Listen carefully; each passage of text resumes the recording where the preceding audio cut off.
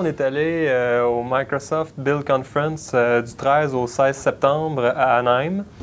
Dans le fond, c'était là que Microsoft allait présenter leur nouveau système d'exploitation Windows 8. On est allé là-bas un peu en mission, nous, pour l'accompagner, parce qu'on est une compagnie de nouvelles technologies, qu'on déploie tous nos logiciels sur la plateforme de Microsoft. Quand on va à ce genre de conférence-là, on veut vraiment avoir les dernières technologies. Qu'est-ce qui s'en vient? Qu'est-ce que ça va avoir d'impact sur nous? Donc, on a toute l'information disponible. Dans le fond, c'est un avantage concurrentiel parce que les autres qui n'ont pas été n'ont pas le savoir qu'on a maintenant, puis n'ont pas le matériel.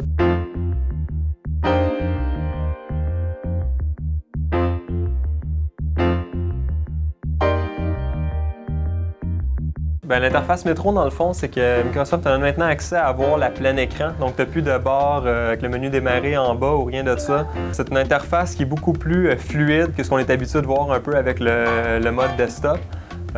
Donc, quand on est dans ce mode-là, dans Windows, c'est vraiment un mode qui est un peu semblable à ce qu'on voit chez les compétiteurs tels que iOS ou Android.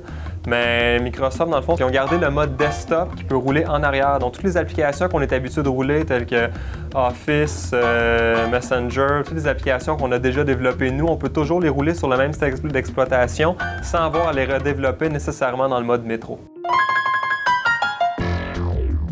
Dans l'interface métro, Microsoft a décidé de ne plus avoir aucun plugin. Donc, ce que ça veut dire, c'est qu'on supporte JavaScript HTML5, mais plus de plugins comme Silverlight ou, par exemple, ceux d'Adobe ou peu importe quelle autre compagnie voudra avoir un plugin, c'est pas possible dans l'interface métro. Cependant, il y a encore l'interface desktop qui va rouler Internet Explorer avec des plugins.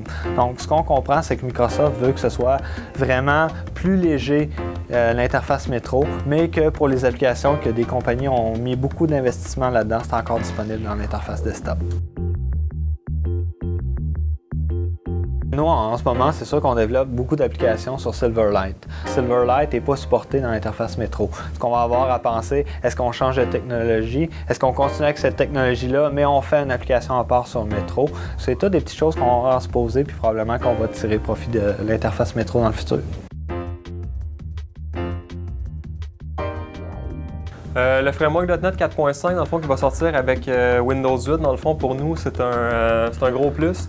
Le framework Async qui permet de faire des appels asynchrones sans avoir à faire toute la poutine en arrière, dans le fond, c'est qu'elle est faite par le compilateur. Ça permet non seulement d'avoir du code plus lisible et plus facile à écrire, c'est aussi plus rapide à l'exécution parce que l'optimisation est faite au niveau du compilateur avec le code IL. Il y a aussi toutes les autres choses qui ont amélioré dans le framework pour le rendre plus rapide, améliorer des bugs qu'il y avait avant.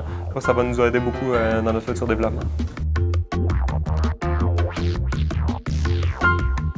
Microsoft n'a même pas donné, eux, de date, de savoir quand est-ce que Windows 8 allait être implémenté. Présentement, on a les Developer Preview dans nos mains, donc c'est sûr qu'on va tester nos applications courantes, autant dans le mode desktop que peut-être essayer de faire des petites preuves de concept sur le mode métro. À partir du moment où on a un bêta, on va savoir que le système d'exploitation s'en vient vers une version plus stable. À ce moment-là, on devrait avoir une meilleure idée de quand on va pouvoir sortir nos applications finales.